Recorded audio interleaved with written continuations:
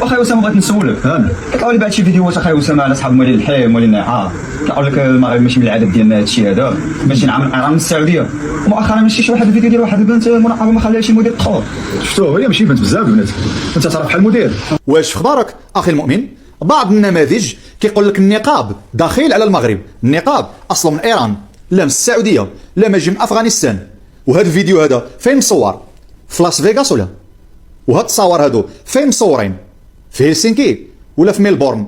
هادي راه المغرب استاذ، راه البلاد ديال الاسلام هذه الشريف، كنعرفوا حنا جدودنا وجدود جدودنا كلهم كانوا بالنقاب بدون استثناء الا القليل. انت اللي خصك تقول لنا هاد الستيانات وهاد الكراسن اللي كيمشيو بهم العيالات ديالكم للبحر منين جبتوهم؟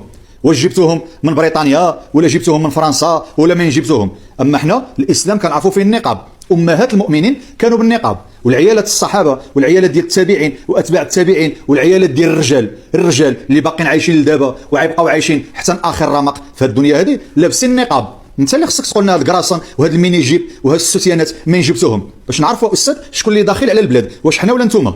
وهاد اللحيه هذه اللي كتقول لا اللحيه على الارهاب، خصنا نعرفوا التكرات من ما جي. حنا كنعرفوا اللحيه السنه ديال الانبياء، السنه ديال الرجال، جميع الانبياء كانوا باللحيه. هارون عليه السلام شنو قال موسى؟ يا ابن لا تاخذ بلحيتي ولا براسي. جميع الانبياء كانوا باللحيه، جميع الصحابه كانوا باللحيه، جميع الصالحين والتابعين كانوا باللحيه. انا ما كندويش على داك اللي كيسرق وداير اللحيه، اللحيه شمن ذنب عندها؟ خور سرق عنده اللحيه واللحيه مالها، وداك اللي مكرط وكيسرق نقول التكريطه هي اللي سرقات. الاسلام بريء من داك اللحيه اللي كيسرق او داك اللي بالنقاب وكتفسد، حنا ما عندنا بهم غرض.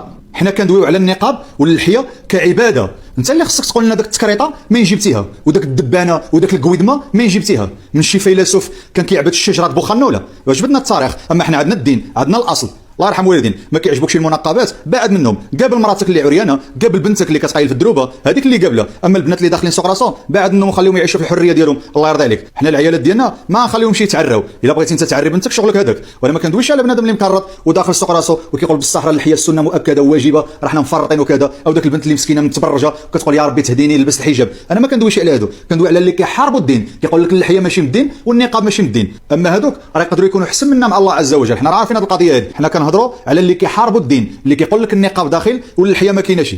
السلام عليكم ورحمه الله.